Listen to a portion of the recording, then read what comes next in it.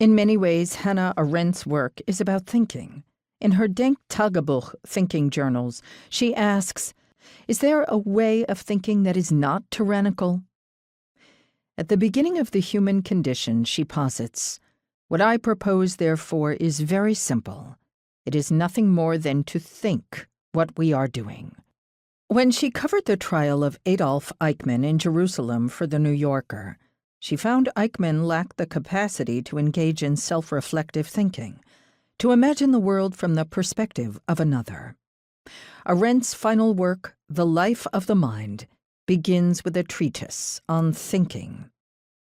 But thinking and experience go hand in hand for Hannah Arendt, and there is little question that the social and political conditions of the 20th century shaped her life and work. Born in Germany in 1906 to a well-established secular Jewish family, Arendt sensed from an early age that she was different, an outsider, a rebel, or, as she would later come to say, a pariah and an outlaw. The facts of her life do not dispute this claim. Arendt was expelled from her gymnasium at 14 for leading a protest against a teacher who offended her. When her first husband, Gunther Anders, left Berlin in 1933, she stayed behind and turned their apartment into an underground stop to help communists fleeing the country. The same year, she was arrested by the Gestapo for collecting examples of anti-Semitic propaganda in the Prussian State Library.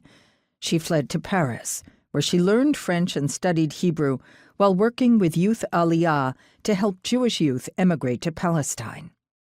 At the age of 33, she was interned in Gurs in the south of France for 5 weeks before taking part in a mass escape. She emigrated to the United States in the summer of 1941 and went to work as a housekeeper to learn English before beginning to write for a number of Jewish journals. She took a job with the Conference on Jewish Relations to help Jewish families and organizations reclaim their stolen property and taught courses on European history, all while writing her first major work, The Origins of Totalitarianism.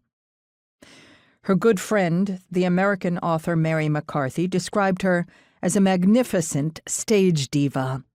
German philosopher Hans Jonas said, she had an intensity, an inner direction, an instinct for quality, a groping for essence, a probing for depth, which cast a magic about her. Julia Kristeva, a Bulgarian-French philosopher, wrote, many of Arendt's contemporaries spoke to her womanly seductiveness. Those from the New York salons mused about the Weimar flapper. The playwright Lionel Abel called her Hannah Arrogant. The FBI described her as a small, rotund, stoop-shouldered woman with a crew-like haircut, masculine voice, and marvelous mind. Perhaps what is most difficult to understand about Hannah Arendt is that she was, by all accounts, sui generis, absolutely incomparable.